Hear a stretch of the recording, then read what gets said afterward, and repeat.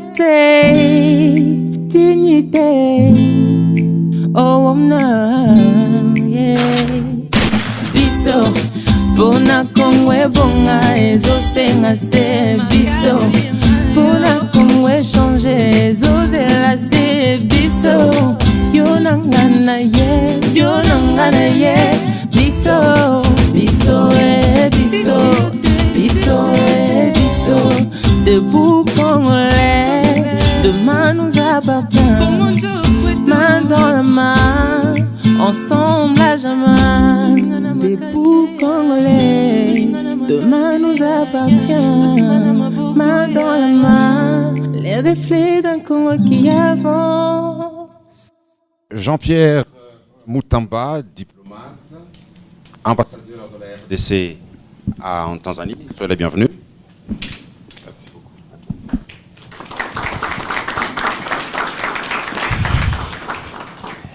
Et puis, il y a plusieurs années qu'il est ambassadeur de notre pays à Dar es Salaam, en Tanzanie. Il est fils du terroir, ça veut dire du Haut-Katanga, territoire de Pweto. Il a parcouru différentes provinces de la RDC. Je vous signale aussi c'est lui le président directeur général de B1. Il est initiateur de l'éveil patriotique Bisso, en lingala pour dire nous, ici on peut dire Sisi ou Chié. Et c'est beaucoup plus cette dernière casquette qui nous intéresse beaucoup plus. Vous êtes les bienvenus. Alors, on a entendu parler de Chié, Sisi, Bisso, beaucoup plus à Kinshasa. Vous avez fait une sortie à Lubumbashi. Mais c'est quoi exactement le Chié? Que recherchez-vous dans le Chié? Parce que ça fait quand même quelques années déjà que vous avez lancé dans cet éveil patriotique. Vous gagnez quoi? Merci beaucoup. Justement, si je devrais gagner quelque chose, je ne l'aurais pas appelé Chié. Chié, ça voudrait tout simplement dire nous. Nous devant nos responsabilités. Nous devant ce qui nous appartient, c'est-à-dire le Congo, et ici en particulier les Katanga. Le vrai problème du Congolais qui nous a un tout petit peu révoltés, d'ailleurs, la raison pour laquelle nous avons lancé cette campagne d'éveil, c'est parce que nous entendons des gens dire, à Kinshasa particulièrement, Tote Kambokaol, Abachi, tout à fait, etc. Donc il y a une forme d'abandon. Le Congolais est en train d'abandonner son patrimoine au détriment de je ne sais pas quoi. Alors nous nous sommes dit il est important que nous puissions réveiller les gens, que nous puissions rappeler les gens et que vous savez, très souvent, nous avons ce qu'on appelle une école. La plus grande école, c'est le voyage. Lorsque vous vous déplacez, vous apprenez beaucoup. Vous voyez des choses, comment les autres font, comment ils vous traitent. Parce que ce que les gens oublient souvent, lorsque vous quittez votre pays, vous allez dans un autre pays, on vous appelle par le nom de votre pays. Votre nom disparaît. On commence à dire, ah, regardez les Congolais, regardez les Congolais, hein? Filles Congolais, comme on nous appelait en Zambie, etc. Donc, à partir de là, nous nous sommes dit, est-ce que c'est normal ça? Lorsque nous lisons des livres, nous entendons les gens parler du Congo, des richesses, des minerais, de la capacité qu'a le Congo dans tout ce qu'il a comme produits, des parcs, etc. Nous nous disons, mais ce n'est pas normal que nous restions là à regarder les autres venir, s'enrichir, partir, jouir de nos choses, et nous-mêmes nous sommes là. Alors c'est là que nous nous sommes dit, mais nous aussi, nous pouvons participer à ce qui nous appartient. Et c'est comme ça que, justement, nous avons mis en place cette structure qui a aujourd'hui, nous sommes dans sa 8e année, pour arriver à réveiller le patriotisme, la citoyenneté qui est dans les gens, qui comprennent que nous n'avons qu'un seul pays, le Congo, une seule province pour les gens qui vivent ici, le Katanga, et nous sommes, nous, Chié, seuls responsables de son devenir. Parlez-nous un petit peu, parce qu'au début, on a appris, quand on a essayé de fouiller les archives, nous avons appris qu'avant que ce ne soit nous, c'était d'abord nous aussi. Maintenant, c'est nous, enfin, Chié ou Bisso. Pourquoi de nous aussi à nous, tout simplement?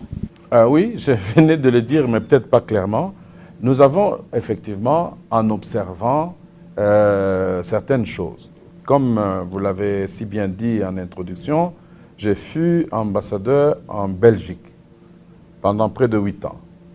Et quand j'entendais les Belges, le ministère, les autres parler, ils disaient toujours « Alors nous allons aller au Congo parce que c'est la dernière chance. » Là, je dis « Mais pourquoi les Blancs doivent nous donner des chances, des dernières chances, comme si notre avenir était gravé sur une pierre et qu'on ne pouvait rien changer. » C'est là que je disais aux amis, je dis « Nous aussi, nous avons la capacité d'apporter réellement notre pierre à ce qui se passe au Congo. » Alors, il faut que le Congolais se réveille. Il faut que les Congolais comprennent que ces gens parlent du Congo. En réalité, ils parlent de nous. Donc, nous sommes partis de nous aussi, en disant nous aussi intervenons. Non, non, après on dit non, attends, ils parlent de nous. Ils parlent de Chié. Alors, s'ils parlent de nous, donc nous devons nous réveiller pour transformer, pour participer, apporter la pierre à ce qui manque à cet édifice. Introduction, je voudrais présenter à ceux qui nous suivent et le public qui est avec nous ici que je n'anime pas seul cette émission. On sera rejoint dans quelques instants par la RTNC avec Saint-Jean Missa. Mais pour l'instant, j'ai RTCL, Philippe Sabanga qui anime 00243, son émission politique, et RTIV, José Mukendi, Carrefour d'analyse, et Ouantanchi, c'est Christian Kasueka qui anime Opinion. Malaika, Serge Moukadi avec Projecteur, Mwangaza, Shérif Kalassa, Point de vue, Héritage, Célestin Toumba, Divergence, Papi Nyangue du journal Écho du Congo, Sylvie Makolo, correspondante de Biwan, Dynamique, c'est avec VB et Kabambi. Voilà les gens avec qui nous allons échanger, avec qui vous allez échanger bien sûr. La parole, je la passe à Philippe Sabanga de RTCL.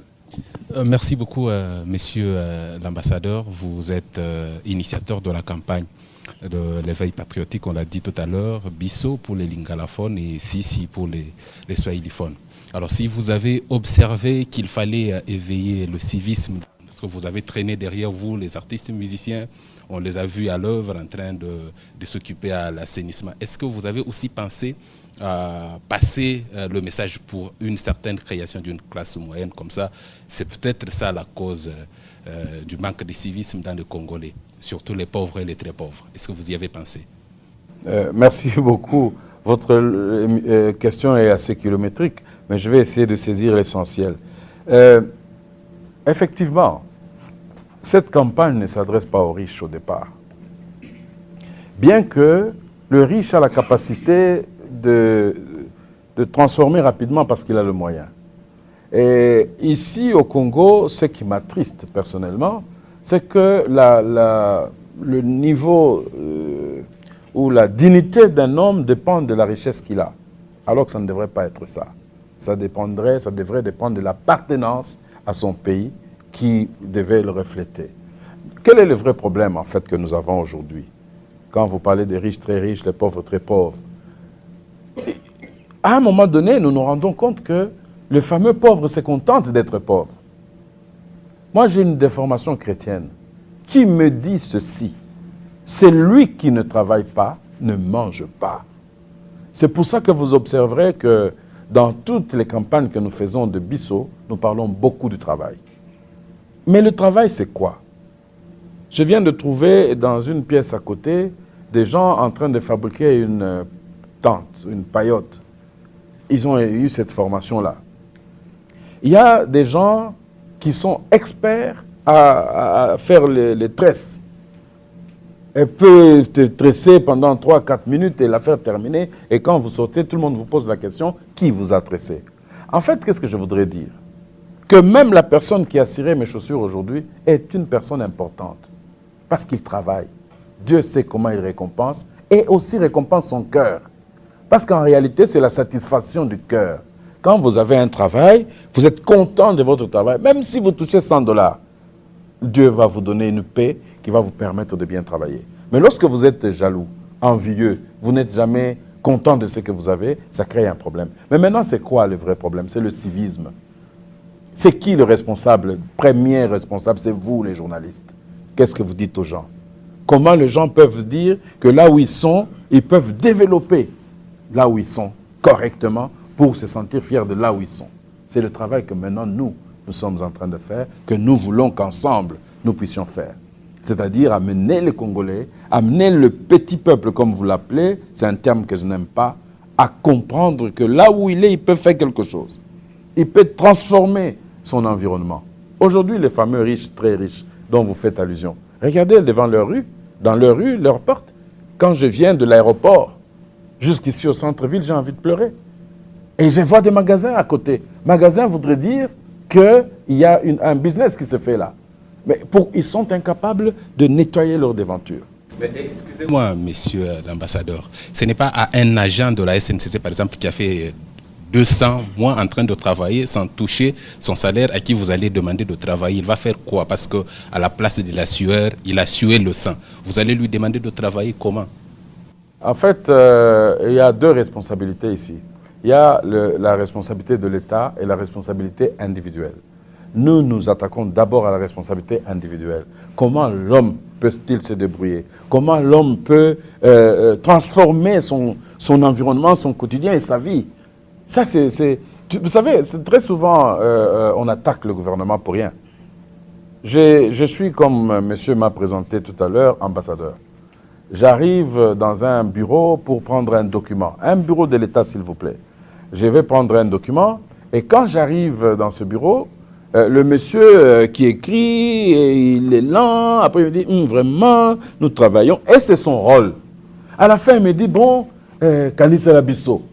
Alors je dis, mais ça veut dire quoi? Non, Msalo, il est qui m'a casse. Alors je dis, bon, ok, et le gars a du travail, mais il trouve que ce travail-là est difficile, est dur. Donc il ne le fait pas avec joie, il ne le fait pas avec plaisir. Et c'est vrai que la chaîne va avoir tendance à tomber. Et malheureusement, aujourd'hui, nous observons que dans la plupart des cas, les gens font exactement la même chose. Quand ils ont du travail, ils ne sont pas contents de leur travail, et ils négligent, et puis la machine s'enroule, et à ce moment-là, on ne sait pas satisfaire tout le monde. Mais pourquoi vous avez dit tantôt que la responsabilité en partie revient aussi aux journalistes? Qu'est-ce que les journalistes devraient normalement faire? Leur travail, c'est-à-dire sensibiliser. Hein, la définition même de médias, de journaliste, c'est quoi son rôle? Quel est le rôle d'un journaliste? À part former, informer. Former, informer. C'est ça le rôle d'un journaliste. Alors, si le journaliste se contente des faits qu'on lui demande de faire, des choses de dire ce qu'on lui demande de dire, qu'il n'observe plus, qu'il ne voit plus, mais on voit pour lui, alors comment vous pensez que le reste de la population peut suivre? Aujourd'hui, par exemple, remarquez, tellement qu'il y a d'émissions de votre rôle, que les gens se contentent de regarder les novelas, se contentent de regarder les concerts, les musiques à longueur de journée. Moi, la structure dont je suis propriétaire, j'avais interdit qu'on mette ces concerts, ces clips à longueur. Mais les gens m'ont dit, on ne va pas suivre ta chaîne. Si tu t'amuses à empêcher ça, personne ne va suivre. Les gens font que suivre ça. Voilà le problème. Moi, vous avez des entretiens, des échanges de temps à autre avec B1, juste une parenthèse, avec les journalistes de B1, pour les appeler. Quand vous arrivez à B1, il faut qu'on vous dise que c'est moi le patron. Parce que je suis avec les gens comme je suis. Je ne me mets pas des barrières en disant, voilà, c'est le patron, il faut demander l'audience pour le voir. Non, non. Et très souvent, les gens me disent non. Quand je propose quelque chose, je dis non, ça ne va pas aller. Ah, boss, non. Et puis, je me soumets à ça. Parce que de fois, et très souvent d'ailleurs, ils ont raison. C'est là le problème que nous avons. Quand vous venez dans un environnement, n'imposez pas directement une vision que vous ne pouvez pas accomplir. Parce que, quel que soit le chef qui existe, il ne travaille pas seul. Et d'ailleurs, plus on est chef, plus on a besoin de gens. Parce qu'il y a des choses que je ne peux plus faire, mais j'ai besoin de gens pour faire. Mais en quoi est-ce que le Chié, Sissi, est différent du fameux Salongo qu'on a connu dans le temps? En fait, il est vraiment différent. Dans le temps, je ne sais pas lequel de Salongo vous parlez, parce qu'à voir vos mains, je ne vois même pas où est-ce que vous avez travaillé. Non, mais le Chié, le Salongo, comme vous l'appelez, n'est qu'une partie de toute la grande campagne que nous faisons. C'est en fait, ce que j'expliquais tout à l'heure, vous ne pouvez pas dire que vous aimez votre pays. Je vais prendre un exemple qui va peut-être vous déranger. Aujourd'hui, c'est une journée pour certaines personnes qui a une signification. Chacun, un jour de la vie, soit un anniversaire, soit etc. Alors, vous dites à votre épouse que vous l'aimez, à votre femme que vous l'aimez, les jours de son anniversaire, ou le jour de certains Valentine's Day ou un truc comme ça, et vous lui donnez rien, vous lui offrez rien. Et puis, vous aussi, quand vous rentrez à la maison est comme d'habitude. Alors, la question est la suivante. Certaines personnes disent que l'amour se fait accompagner par des attentions. Alors, vous rentrez là, vous dites non, je vais lui faire une surprise, vous lui achetez un très beau pagne. Super wax, bien emballé, et puis vous allez donner ça à votre épouse. Quand vous arrivez, vous la trouvez en train de préparer les kafunyanga pour vous. Alors il dit non, là, nous allons préparer, on va, ce qu'il aime vraiment. Elle transpire. Et vous lui donnez votre pagne, la blouse, elle la porte dans son état là. Qu'est-ce que vous allez faire? Comment vous allez vous sentir? Vexé parce qu'elle la porte sale. Voilà. Le fait qu'elle est sale, elle va salir l'habit ou le cadeau que vous lui avez donné.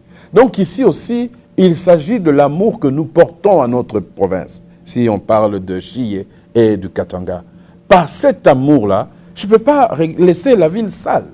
C'est seulement qu'il ne faut pas imposer un salongo spécial chaque samedi, mais il faut que ça rentre dans la conscience des gens qu'eux-mêmes doivent commencer à préparer leur déventure, à arranger les choses et à être propres. Et en étant propres, même quand les autres arrivent, les visiteurs, le voisin, etc., viennent s'installer chez vous, en voyant comment votre parcelle est propre, je ne pense pas qu'ils saliraient votre parcelle. Même pour jeter quelque chose, ils vont vous demander, est-ce qu'il y a une poubelle ici? Pourquoi? Parce qu'il verra déjà que là où vous êtes, c'est propre.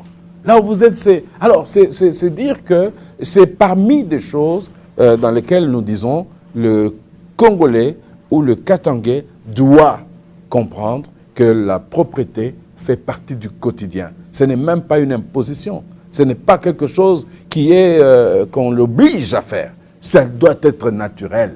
Vous savez, le nom qu'on appelait le Katangais à l'époque, Katanga Napenda Kazi. Il faut le prouver d'une certaine manière. Donc ça n'a rien à voir avec le salongo de chaque samedi, tout le monde balaye. Non. Ici, ça doit rester dans la tête. Ça doit rester dans la conscience que j'ai l'obligation personnelle, pas que l'État m'oblige, personnelle, pour que je laisse ma ville propre. Parce que nous sommes des voisins, n'est-ce pas? Celui qui habite à A, B, très B, C. Si moi je nettoie chez moi, lui nettoie chez lui, à la fin de la journée, quand l'État viendra avec ses tracteurs, il dit mais c'est propre ici. Pourquoi? Parce que chacun a nettoyé.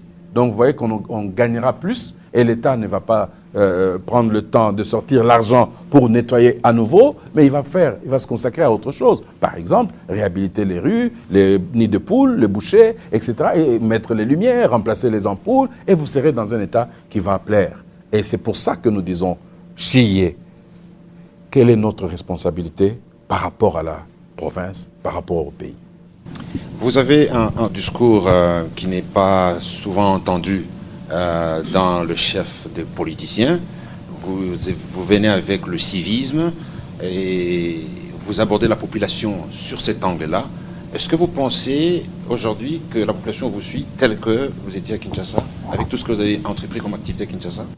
Aujourd'hui, j'ai constaté même que certains candidats gouverneurs à Kinshasa se présentent pour la salubrité. Et pendant la campagne, j'ai vu que tout le monde, comme première action, c'était nettoyer dans la ville. Avec des t-shirts, de noms que je ne vais pas citer, tout le monde nettoyait et on doit venir filmer. Ah, ils sont en train de nettoyer. Et même, j'ai vu des images ici. Des gens, pour lancer leur campagne, il faut faire des nettoyages. Quand moi j'ai commencé ça, j'ai dit d'abord à l'équipe, j'ai dit, vous voyez, il semble qu'il y a une loi qui dit que chaque samedi, c'est le jour de Salongo, jusqu'à 11h. Alors nous n'allons pas faire dans la semaine, on va faire samedi. Comme ça, on n'a pas d'autorisation à demander. On va commencer à nettoyer, on a commencé à se mettre sur Delvaux, sur les avenues, et puis nettoyer, et puis après, etc. Donc, c'est quelque chose qui a la propreté et tout ce que je suis en train de dire a marqué. Vous savez, l'homme est fait pour le bien, contrairement à ce que les gens pensent. Quand on nettoie, les gens étaient contents. Mais ils attendaient qu'on vienne renettoyer encore la semaine d'après. C'est ça que donc on a dit, là on n'a pas encore réussi. Mais aujourd'hui, je pense que ça marche. Ça rentre dans la tête des gens. Maintenant, les gens commencent à même mettre ça comme sujet de campagne. La propriété, l'assainissement, etc. Et donc votre message a été entendu. VB Kabambi. Monsieur l'ambassadeur, tout à l'heure, en vous recevant, il vous a présenté comme fils du terroir. Et vous savez que depuis un certain temps, notre pays est en train de basculer vers le tribalisme. Est-ce que votre éveil patriotique touche aussi ces domaines-là? Nous commençons déjà d'abord par demander, quand je dis chier, mier, tu voyez, il y a quelque chose de très important là-dedans. Alors, je disais, je recommence pour que ça soit bien entendu, l'éveil patriotique commence par l'identité, l'appropriation de son moi pour la contribution au niveau de la nation. Donc aujourd'hui, je ne sais pas ce que ça veut dire. Quand je dis je suis de Puerto, est-ce que ça veut dire que je suis tribaliste? Est-ce que ça veut dire que je suis en train d'exclure les autres? Non, bien au contraire. C'est en sachant qui je suis que j'apprécierai qui vous êtes. Parce que si je ne sais pas même qui je suis moi, c'est là que nous aurons de Koulouna, de voyous, parce qu'ils ne vont rien respecter. Mais pourquoi ça doit revenir à chaque présentation? Parce que présentation de quoi? Lorsqu'on présente quelqu'un, ici chez nous, c'est fils du terroir. Ah oui, je vais vous répondre. C'est en fait, teinté d'un certain tribalisme parce oui. que non. ça se répercute. Non, je comprends la pertinence de votre question, mais laissez-moi vous répondre. Je pense que parmi vous, à part le fait que certains connaissent mon nom ou mes biens, les gens parlent de Biwan, alors ils savent que Biwan m'appartient. Mais moi, on ne me connaît pas. C'est une façon aussi de me présenter. On peut dire je suis congolais et puis je ne donnerai pas mon nom non plus. Parce que si déjà je dis je suis Ngala Mouloumé, je suis Moutamba, Lessa, je suis etc., à partir de là, il y a une identité. Ce qu'il ne faut pas confondre, mon cher ami, c'est l'attitude, le comportement des gens face à ces sujets que par rapport aux présentations. Parce que nous ne pouvons malheureusement pas déroger à ça. Et c'est ça, justement, je peux vous garantir et vous rassurer qu'à ma personne, je ne suis pas tribaliste. D'abord, mon épouse est de Bandoutou. Donc, pour vous dire que je ne suis pas tribaliste. Alors, deuxièmement, il faut que nous puissions prendre cette diversité culturelle comme une richesse. Absolument. Si on n'arrive pas à prendre cette diversité culturelle comme une richesse, à ce moment-là, nous allons dans le tribalisme, comme vous dites. À l'époque de Mobutu, il y a eu un débat pour qu'on ne mette pas les ethnies sur la carte d'identité. Mais on n'a pas pu, parce qu'on a finalement mis province, on n'a pas mis de quoi, mais on a mis quand même province. Donc on aurait dû aussi enlever et laisser que Congolais. Vous voyez? Donc il y a ce qu'on appelle les origines, les ressources, mais qui n'ont rien à voir avec le tribalisme. Le tribalisme, c'est dans le comportement des gens.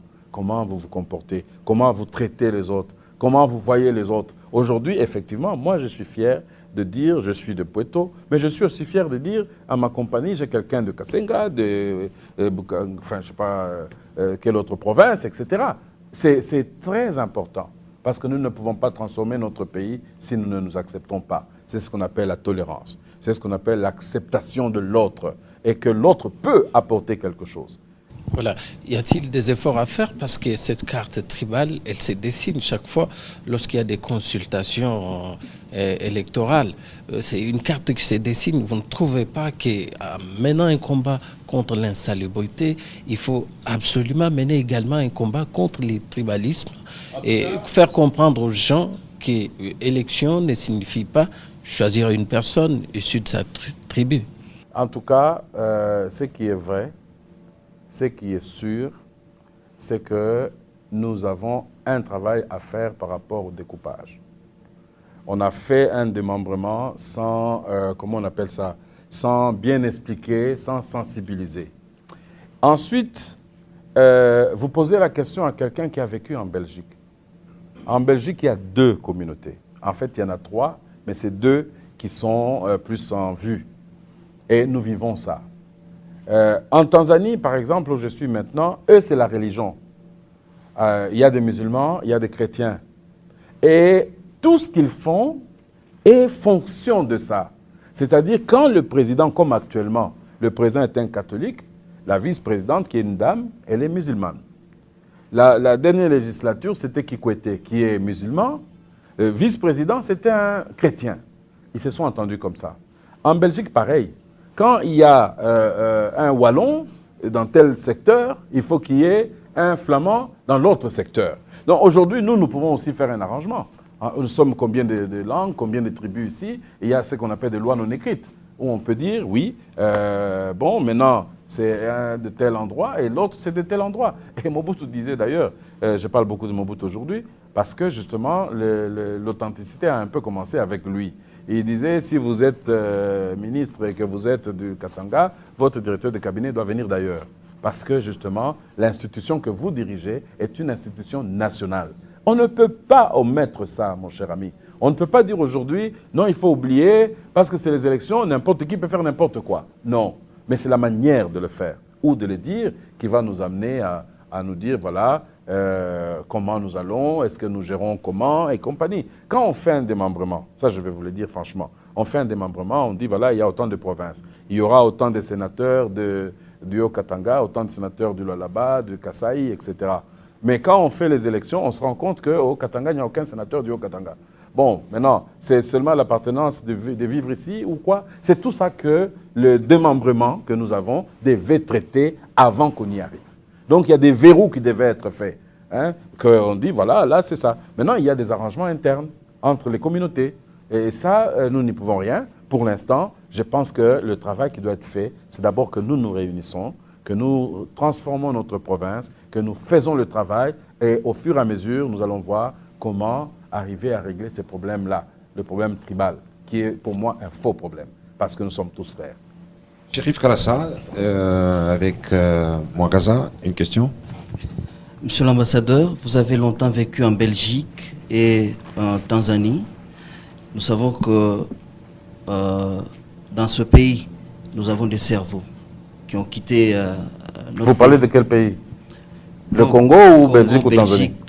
Tanzanie, Okay. vous avez vécu.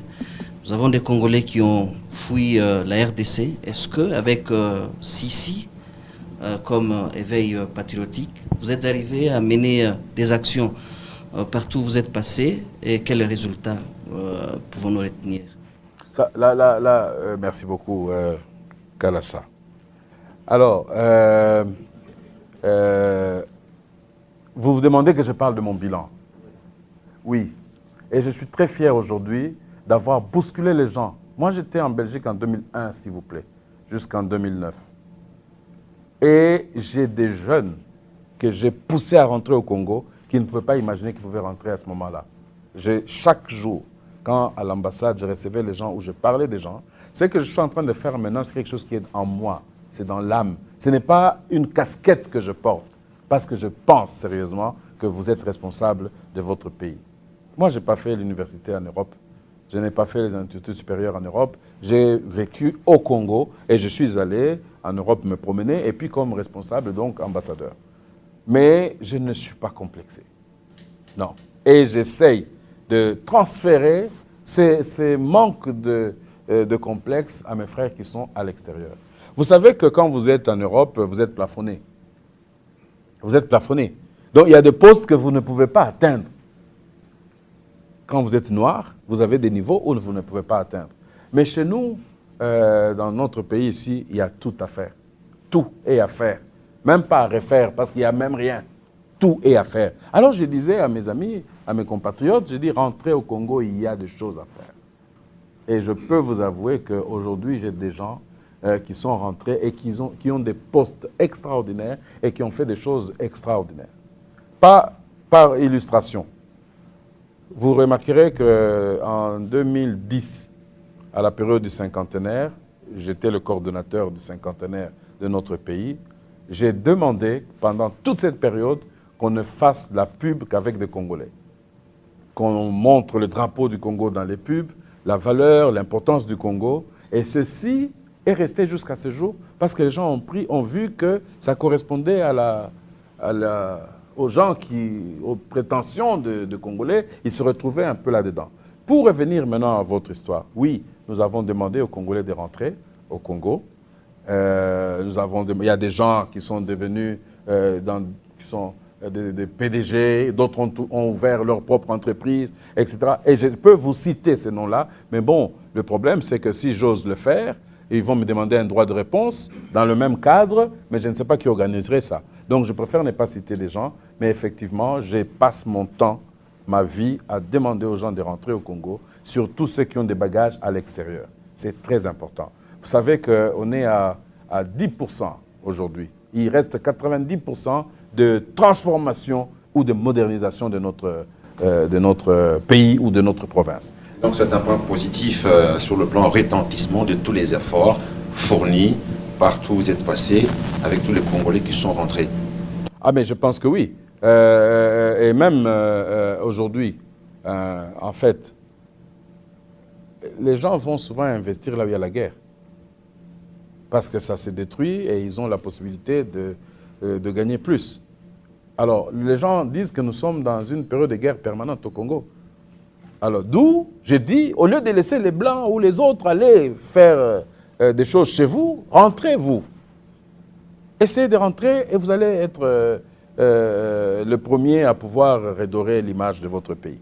Nous sommes vraiment dans l'obligation de considérer que le pays ici nous appartient. J'aime dire quelque chose que je disais aussi à l'extérieur ou en Tanzanie ou en Belgique ou ailleurs où je suis passé.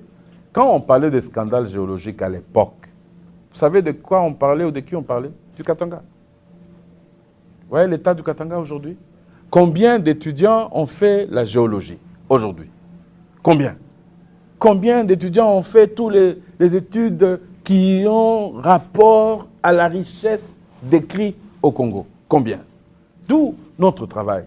Quand j'ai parlé aux étudiants ici, je les ai encouragés de faire ce genre d'études. C'est 7 000 $ l'heure pour que quelqu'un vienne étudier si dans votre parcelle il y a du cobalt ou du colombo tantalite. Mais c'est quelqu'un qui vient avec une culotte là, avec des babouches, les jambes à l'air, et qui fait les trucs, il met les petits machins, et puis quand il termine là-bas, vous calculez les heures où il a tourné son petit truc. De temps en temps, il tourne, il vous pose beaucoup de questions pour que l'heure passe. Si vous étiez dans cette formation-là, vous aurez gagné beaucoup d'argent. Aujourd'hui, qu'est-ce qu'on vient vous demander de faire? Les droits, l'économie, mais l'économie, c'est eux qui les tiennent. Donc il faut que les Congolais se réveillent, que les Katangais se réveillent, que nous puissions faire des études qui vont permettre que nous soyons importants dans notre pays. C'est ça le problème de l'éveil. Quand on dit éveil, ça ne veut pas dire que le matin, pap, on se met là, on commence à vous donner 10 francs chacun. Non. Ça veut dire qu'il faut regarder quels sont les intérêts, quelles sont les richesses que nous avons, qu'est-ce que nous avons. Même aujourd'hui, les guides touristiques. Est-ce que quelqu'un peut m'expliquer le feuille a commencé à quelle période? La chute de ça, c'est tout ça que nous manquons parce que nous voulons attendre que les autres viennent travailler à notre place. Et ça n'a pas commencé aujourd'hui. Vous le savez. Quand on a commencé avec la Gécamine, on s'est dit, si on met les Katangais ici faire ça, ils vont se révolter très vite. Ou ils vont réclamer les choses, etc. On nous a presque mis de côté. Et qu'est-ce qu'on a fait? On a amené les Burundais, on a amené les Rwandais, on a amené les Bakongo, on a amené les gens du Kasaï, on a amené ceci, etc., à qui on a donné du travail. Et quand la convention collective est arrivée, on a donné des avantages aux travailleurs et à leurs enfants, c'est eux qui ont bénéficié. Mais ça n'empêche qu'aujourd'hui, le Katanga regorge encore des minerais et des richesses. On a encore du tourisme, on a beaucoup de choses à faire ici. Alors il faut que les gens se réveillent, il faut que les gens comprennent que ce n'est personne qui viendra travailler pour nous. Nous devons le faire nous-mêmes. Alors l'identité, le tribalisme, etc. Donc aujourd'hui, nous arrivons dans une situation où j'apporterai quelque chose à l'assiette du Congo. Le Katanga, qu'est-ce que vous avez? Nous sortons avec le tourisme, nous sortons avec l'agriculture, nous sortons avec ceci. Il y a quelqu'un qui m'a amusé tout à l'heure, qui parlait d'impiodi. Est-ce qu'ici, au Katanga, le Katanga que moi je connais, on pouvait même manger l'impiodi? Même le poulet mort là, le poulet, comment on appelle ça? Oui, oui, oui. Et voilà, les choses comme ça. Est-ce qu'on mangeait ça ici? C'est des choses qu'on ne pouvait pas manger. Nous, on nous amenait du lait frais chaque matin devant la porte. Le beurre, on l'achetait ici. Alors, donc, c'est pour ça que je dis, rappelons-nous ce qu'était le Katanga, rappelons-nous ce qu'était, même les communautés qui sont venues vivre ici parce qu'ils ont aimé le Katanga. Mais, écoutez, ils ont vécu le Katanga. Aujourd'hui, comment nous pouvons, nous, notre génération, nos parents sont partis. Pourquoi nous, notre génération, nous observons, nous attendons que le gouvernement, et provincial et national, fasse quelque chose? Nous devons nous réveiller. Nous devons prendre les choses en main, nous-mêmes. Nous devons transformer. À ce moment-là, quand vous demanderez à un gouverneur, au maire ou je ne sais pas à qui, voilà, monsieur, là, ça ne va pas, il va tenir compte de vous. Mais aujourd'hui, nous sommes des pauvres mendiants. Notre temps, c'est « Ah, mais donne-nous un peu, donne-nous un peu ». Quelqu'un m'appelle, « Ah, cherche-moi du travail ». Je dis « Bon, qu'est-ce que tu sais faire ?» Il dit « Tout ». Où est-ce que vous avez vu ça? Où est-ce que vous avez vu quelqu'un qui sait tout faire? Alors, cette dame-là m'a plu. Parce qu'à un moment donné, elle me dit, à part pilote et médecin, je peux tout faire. Je peux apprendre. Pilote, je peux faire tomber les gens. Médecin, chirurgien, je peux tuer. Mais le reste, là, je vais apprendre sous l'État. Et nous avons des médecins dans la salle ici. C'est à dessein. Parce qu'ils ont appris tout ça. Alors, vous voyez comment, heureusement pour eux, hein, la dame a dit qu'elle ne peut pas faire médecine.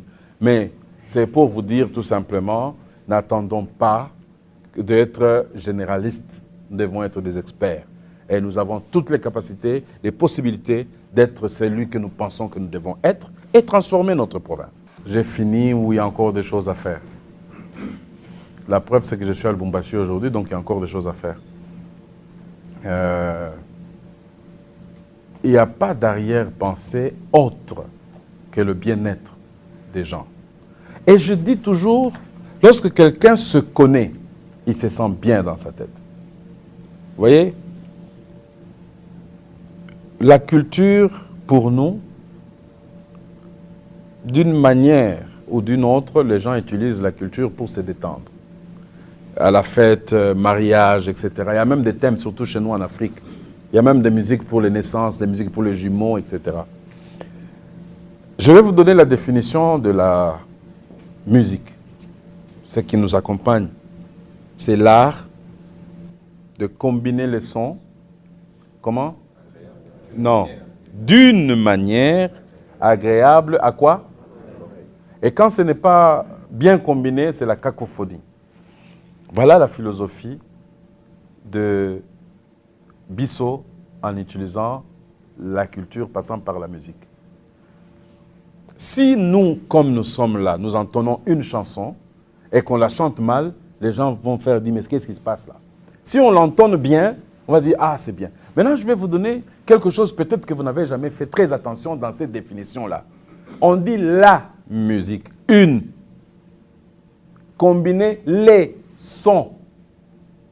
C'est une musique, les sons, pour que ça soit agréable à l'oreille. C'est un pays, le Congo, une province, le Katanga, plusieurs ethnies, plusieurs entités, et nous devons parler, nous devons chanter une musique ensemble. Maintenant, comment combiner le son pour que cela soit agréable à l'oreille? C'est là que maintenant le travail commence, de cette citoyenneté que nous voulons révolter dans votre cœur. C'est que le travail commence par dire, est-ce que tous ici nous pouvons être gouverneurs? Non. Est-ce que tous ici nous pouvons être bourgmestres? Non. Donc il faut qu'il y ait une personne. Pour arriver à avoir une personne, c'est qu'il faut qu'on s'accorde, qu'on s'entende, qu'on se comprenne, qu'on s'accepte. Et ensemble, maintenant, nous disons, moi, ça sera le sol, vous, ça sera le fa, lui, ça sera le dièse, etc. Et qu'ensemble, nous sortons une musique agréable à l'oreille. Mais cette musique-là, on l'entend de diverses manières. Et le Congo devrait chanter d'une manière agréable à l'oreille. Donc, La culture, pour moi, la musique, pour moi, c'est important pour faire une forme d'éducation. Oui, la structure, que ce soit B1, que ce soit tout ce que j'ai fait, est sans couleur. Parce que je pense, comme disait monsieur tout à l'heure, le tribalisme, je ne connais pas le tribalisme. Je connais l'individu et la capacité qu'il a à transformer son environnement. Mais c'est le Congolais qui ne veut pas travailler, malheureusement. Mais il faut le pousser à travailler. B1, si vous entendez, c'est une consonance anglaise, mais c'est aussi soyons ensemble, soyons un. Donc tout ce que je fais pousse que les gens se mettent ensemble. Donc, comme vous dites, tout le monde devrait être capable de regarder cette chaîne-là et ne pas se sentir exclu. C'est dans la philosophie que même quand je forme moi-même mes journalistes. Je parle avec les journalistes. J'explique aux gens comment les choses doivent se faire. Il n'appartient pas à un journaliste, le journaliste que vous êtes, de donner des conclusions. OK? Les journalistes ne devraient pas donner de conclusions. Or, aujourd'hui, c'est ce que les journalistes font. Ils commencent avec des préjugés. L'avantage, c'est qu'aujourd'hui, quand on fait arrêter un journaliste parce qu'il a dit quelque chose de mauvais, c'est devenu un prisonnier politique. Vous voyez? En Europe, ose même sur Internet, WhatsApp aujourd'hui, mais on vous insulte à longueur de journée et on ne vous fait rien. Des fois, les gens signent même leur propre nom. Est-ce qu'un modèle à suivre? Pardon? Est-ce un modèle à suivre? Je le combats. Je le combats. Absolument. Mais tout ce que j'aimerais vous dire, c'est qu'il y a l'ignorance. L'ignorance, ça peut être sujet parce que les gens n'ont pas été bien éduqués ou n'ont pas eu une bonne formation ou parce qu'ils se sont abandonnés à eux-mêmes. Voilà pourquoi je disais que les journalistes, vous avez une grande responsabilité. La responsabilité que vous avez, c'est de donner l'information, c'est de donner la formation. Ça fait partie des 2 points sur la définition d'un journaliste que je retiens. Il faut absolument que vous réussissiez à inculquer dans vos lecteurs ou dans vos auditeurs ou dans vos téléspectateurs les qualités d'un homme modèle. Un homme capable d'être fier de se tenir, de dire « je suis congolais, je suis katangais, je suis, je ne sais pas, quinois ou je suis je ne sais pas quelle appartenance », mais avec comme conclusion pour l'amour de son pays. Et le problème, c'est que viendra un jour où on va dire « amenez vos contributions ». Alors, vous amenez quelle contribution? Vous allez amener, tel va amener quelle contribution pour qu'on mette là-bas, qu'on avance. Voilà, aujourd'hui, les mines sont en train de fermer, les Boss Mining ferment, les ceci ferment, etc.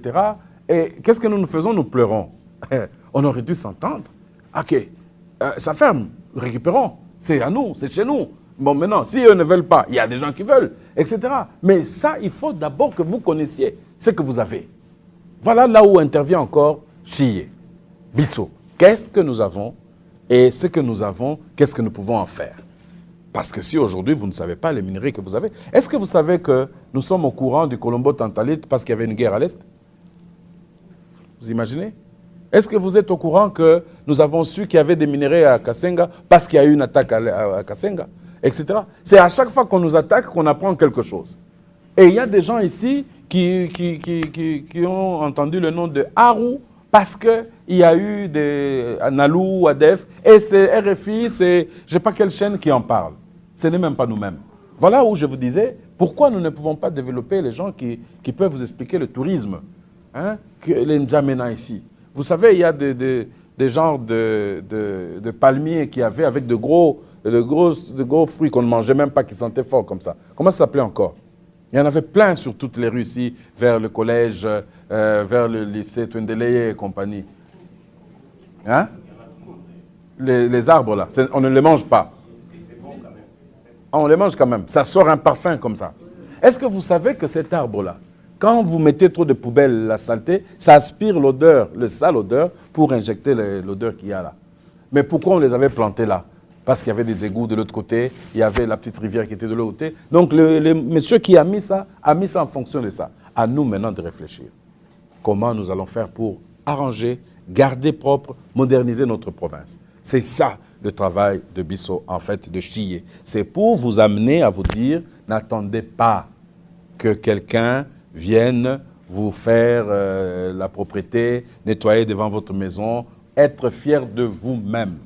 La fierté, c'est très important. Et nous avons de quoi être fiers. Puisque vous parlez de l'arbre, et quand on analyse Chiyé, on trouve que Chiyé ne s'investit pas seulement dans la lutte contre l'insalubrité, mais Chiyé s'investit aussi dans la lutte contre le dérèglement climatique. On vous a vu planter des arbres à Kinshasa. Est-ce que vous avez un projet pareil pour Lubumbashi? Oh, Lubumbashi. Vous voulez dire le Katanga. Vous savez, les flamboyants. J'ai toujours mes vieux rêves qui me bercent quand je viens à Lubumbashi. Je pense que c'est pareil pour tout le monde. Quand vous avez été quelque part, trop jeune, on nous a déracinés, on est parti, on revenait de temps en temps. Donc je voyais les fleurs rouges, etc. Et quand je reviens, je ne vois pas toutes ces histoires-là. Des fois, ça me fait mal. Je me dis, mais pourquoi on ne peut pas refaire ça, etc. La philosophie même, je pense que mon ami a bien défini ça. La philosophie même de notre démarche, c'est justement mettre dans la tête des gens le bien-être. Il y a des choses que vous ne connaissez pas parce que ce n'est pas à la portée de tout le monde, comme cette histoire d'environnement. Quand les gens parlent tout le temps de dérèglement climatique, etc. Vous savez que normalement, on devait avoir une petite saison sèche en janvier ici. Vous le savez au moins. Et il n'y en a pas eu? Il n'y en a pas eu, comme chaque année. Il n'y en a pas eu. Alors ça fait partie des dérèglements climatiques. Alors quand nous interrogeons, on nous dit, voilà, il y a le fait que vous coupez tous les arbres, du côté de l'aéroport, il n'y a plus d'arbres, sur la route de Cécile, ça devenait des mines, là-bas, ça devient des maisons, des fermes, il n'y a plus de fermes dans les environs qui capturaient l'écosystème pour que tous ces trucs-là fonctionnent comme Dieu a voulu que ça puisse fonctionner. D'où c'est un travail qui est primordial dans l'initiative que nous avons, c'est de montrer aux gens que l'environnement doit être respecté. Les arbres doivent être replantés là où on a coupé. Quand on coupe là pour une raison ou une autre, parce qu'il y a des arbres qui vieillissent, on ne peut pas non plus empêcher à un État de faire le travail, parce qu'après, ça va tomber sur les maisons, sur les voitures, etc. Et ça vous crée des problèmes. D'où, si vous coupez, remplacez. Alors, à l'époque, il y avait ce qu'on appelait des pépinières de l'État. Quand dans ces pépinières-là, on compte le nombre de flamboyants qu'il y a sur la ville, on prépare déjà le petit flamboyant pour que quand ça ne va pas là-bas, on va les dessoucher, on en met un qui commence à pousser, on saute par intervalle, etc. C'est tout ça que nous voulons apprendre aux gens à faire. Hein? C'est un plan général en fait. On ne peut pas commencer aujourd'hui à couper et aller maintenant mettre les graines pour. Il faut avoir déjà dans la tête que quand ça va tomber, on va remplacer par ceci. Mais justement, ma préoccupation, c'est de savoir, et j'ai posé encore cette question au début, dans tout ce que vous faites, sur le plan retentissement, vous avez dit, oui, il y a quand même du répondant, vous trouvez que ça avance. Mais vous savez que sans la politique, s'il n'y a pas de volonté politique qui accompagnerait votre vision, et ça va foirer un jour. Est-ce que vous êtes appuyé politiquement? Est-ce qu'on vous soutient politiquement par la République pour vous accompagner afin que cette idée puisse germer et que tout le monde puisse s'en approprier? Nous sommes à la 8e année. Cette année-ci, c'est la 8e année. Ma guerre à moi, qui va continuer, même si un jour j'occupe une fonction qui peut me permettre de me positionner à l'envers de ce que vous êtes en train de faire aujourd'hui, ma guerre à moi, c'est que les Congolais doivent comprendre que ça ne dépend pas de leur ministre, leur chef d'État pour que les choses changent. À partir du moment où vous allez demander à 70 personnes de s'occuper de votre vie, vous êtes foutus. Nous sommes à combien? On dit 80 millions de Congolais. Il n'y a que 80 ministres ou 60 ministres. Si je compte avec toutes les provinces, les 10 fois autant, on en arrive à 300. Que beaucoup de gens ne comptent pas. On est à près de 300 ministres dans ce pays. Alors, 300 ministres sur 80 millions, ils vont faire quoi? C'est pour ça qu'il faut que vous soyez autonome. C'est pour ça qu'il faut pousser aux gens à la formation. C'est pour ça que les gens doivent travailler. Quand vous travaillez, vous n'avez pas besoin d'un ministre. Quand je vais, moi, faire ma maison, je n'ai pas besoin d'aller voir le président pour que je construise ma maison, etc. Quand je dois faire mon champ de maïs, là, je n'ai pas besoin d'aller voir le gouverneur pour ça. Les gens doivent être autonomes. Les gens doivent comprendre ça. Que si nous voulons que notre pays se développe, que chacun joue sa partition, le dièse, le machin, etc. Oui, mais avec cette idée, vous ne pensez pas que ça peut être impulsé si vous aviez le poste d'un ministre ou bien d'un gouverneur, par exemple, pour le Katanga? C'est une question que je vous pose. Écoutez. Pourquoi vous n'avez pas voulu postuler comme gouverneur? Écoutez, oui, ça peut aider. Faudra-t-il encore que vous compreniez? Parce qu'aujourd'hui, je suis un individu, je vous parle, on est collègues. Mais lorsque je serai ou gouverneur ou ministre, quoi que je viendrai vous dire ça, vous allez dire, il dit ça parce qu'il est, n'est-ce pas? Je préfère commencer maintenant à vous dire que oui, je peux impulser, je peux faire ce travail-là. Mais maintenant, je me dis, c'est quand même de la responsabilité de chacun ici de pouvoir s'engager dans ce qu'il sait faire. Mais vous n'avez pas répondu à ma question. Pourquoi vous n'avez pas voulu postuler comme gouverneur? Ce n'est pas un problème de volonté, c'est un problème d'opportunité. C'est-à-dire? C'est un problème d'opportunité. Est-ce qu'aujourd'hui, c'était opportun? Oui. Parce que le temps avance, le temps passe, mais il y a une structure, il y a une organisation. Vous ne pouvez pas seulement vous quitter là-bas et dire non, je deviens gouverneur. Si les gens qui doivent vous pousser à l'être disent non, non, nous on ne pense pas que tu es apte de le faire et de toute façon on ne te connaît pas du tout, etc., etc. Donc laisse un peu les gens qui sont professionnels, ceux qui ont de la chose faire. Moi je dis très bien, continuez. Nous continuons à nous battre pour que les gens comprennent que les choses doivent changer avec ou sans, être ou ne pas être.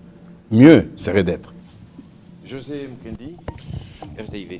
Monsieur l'ambassadeur, je voudrais vous poser une question rapidement puisque le temps me fait défaut. Vous avez parlé de la campagne d'éveil patriotique. Nous sommes presque à la fin. Voilà. On peut y aller un peu plus vite. Voilà. Je voudrais savoir, les Congolais ont abandonné leur patrimoine. Quel est l'exemple que vous pouvez nous donner en termes d'expérience par rapport à ce que vous vivez actuellement en Tanzanie? Parce qu'il y a des Congolais qui vivent là-bas. Est-ce qu'ils ont l'idée ou l'image de rentrer un jour au pays? Déjà, l'idée de partir de son pays, quand quelqu'un quitte son pays, il y a un problème. C'est pour ça que je vous ai dit, la faute, c'est la communication. Je pense que nous ne communiquons pas bien. Parce que aller à l'extérieur, c'est parce qu'on pense qu'on sera mieux là-bas. Mais aujourd'hui, par exemple, je peux vous parler de la Tanzanie, ils sont des Africains. Vos frères n'arrivent pas à avoir de papier. En Afrique, s'il vous plaît. Quand ils voient un policier passer, mais le sprint qu'il te fait, tu as même pitié. Un jour, je demande qu'on organise une assemblée comme ça, dans un endroit public, avec des compatriotes, etc. Bon, on est là, comme on est ici. Et à un moment donné, j'entends un petit bruit bizarre là. La salle s'est vidée en 5 secondes. Ah, je me suis dit, mais... Ah, je demande à mes collaborateurs, qu'est-ce qui se passe? Ils disent, non, c'est la police d'immigration qui arrive. Donc, tous ces gens-là qui parlaient n'ont pas de papier. En Tanzanie, pas en Belgique, hein, en Tanzanie. Alors, à un moment donné, je pose la question, pourquoi? Pourquoi les gens doivent aller à l'extérieur? Parce qu'ils pensent qu'ils seront mieux là-bas. Parce qu'on leur a dit, comme en Belgique, par exemple, on leur a dit qu'à la fin du mois, vous allez vous présenter dans un bureau, on vous donne 600 €. Alors ils disent, ils préfèrent aller là-bas et ne pas travailler ici. Voilà pourquoi il faut qu'on pousse les gens au travail. Et de dire aux gens qu'il n'y a pas de travail humiliant. Tout le travail donne. J'ai mon frère ici, avec qui on était une fois. Moi, je suis allé aux États-Unis et au retour, je l'ai retrouvé en Belgique. Mais j'avais un truc qui m'a dérangé dans ma conscience. Et tout le long du voyage, c'est que le gars qui m'a fait les chaussures, quand il a fini de cirer les chaussures, il dit « Je suis le meilleur cireur au monde ». Ah! J'ai dit « Il faut que je t'embrasse ». Je lui ai donné plus d'argent qu'il fallait. Ça m'a créé une révolution dans mon cœur. J'ai dit « Voilà quelqu'un qui cire les chaussures et après il tape avec son truc là, pap, pap. Je suis le meilleur cireur du monde ». Il se vante être le meilleur cireur du monde. Nous ici, là, vous allez faire le cirage, là, quand vous voyez quelqu'un que vous connaissez, vous allez vous cacher. Elle dit, Ataniona. Mais enfin, vous n'êtes pas fier de ce que vous êtes ou de ce que vous avez. J'ai un petit Congolais, là, que j'ai engagé à Dar es Salaam. Il dit, bon, il va faire surveillant. Et puis, il y a eu un problème, j'ai dit qu'il remplace la nuit. Il a fouillé, il a dit, non, chez moi, on ne sait pas que je suis surveillant. Chez moi, on pense que je travaille au bureau. Donc, quand on a mis les uniformes, il n'a pas voulu porter les uniformes. Parce que pour lui, si sa femme ou ses amis passaient, on va lui trouver un uniforme de gardiennage, il va dire non, il va savoir. Voilà comment nous ne sommes pas fiers de ce que nous sommes. nous ne sommes pas fiers de ce que nous avons et nous ne sommes pas fiers de ce que nous faisons. À ce moment-là, on change comment? La vie. Chier, par définition, c'est nous. Qu'est-ce que nous pouvons faire? En fait, on regardera le Congo à travers les actions que nous aurons posées. On regardera le Katanga par rapport à ce que nous aurons fait comme acte. Comme je vous disais tout à l'heure, je pense que la chrétienté dépasse mes entendements et que je dis toujours, c'est lui qui ne travaille pas, ne mange pas, c'est la Bible qui le dit. Dieu qui nous a créés. Donc il ne faut pas que les gens attendent trop, aient les mains tendues. C'est nous qui allons transformer les choses. C'est nous qui devons transformer les choses. Ayant étudié ou pas, Dieu nous a donné la force, la main, les pieds, etc. pour faire quelque chose. Aujourd'hui, j'ai trouvé des tableaux que j'ai beaucoup aimés là-bas. Et le gars qui a fait le tableau n'a pas été à l'académie pour le faire. C'est quelqu'un qui a le don, qui a développé le don. Donc voilà pourquoi je voudrais que vous puissiez vous mettre dans la tête que rien ne changera le Congo, rien ne changera le Katanga que vous, que nous, que Chier. Alors, si nous nous mettons ensemble en nous disant que nous sommes ensemble pour une transformation, je crois qu'on a gagné d'avance. Là, on a fait la moitié du chemin. Merci beaucoup. Je rappelle aux téléspectateurs et même aux auditeurs, parce qu'on utilisera Jean-Pierre Moutamba, qui est notre ambassadeur à Dar es Salaam en Tanzanie. Mais ici, c'est sa casquette de l'initiateur de Chier pour l'éveil patriotique. À ce titre-là, nous l'avons reçu. Et nous pensons qu'on ne va pas transformer ses propos. Merci et bonne soirée chez vous. Fierté, dignité, oh yeah.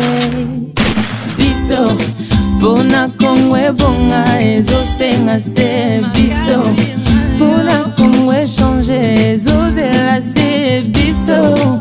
Yonangana ye, biso, biso, biso, biso, biso. Debout Congolais, demain nous appartient.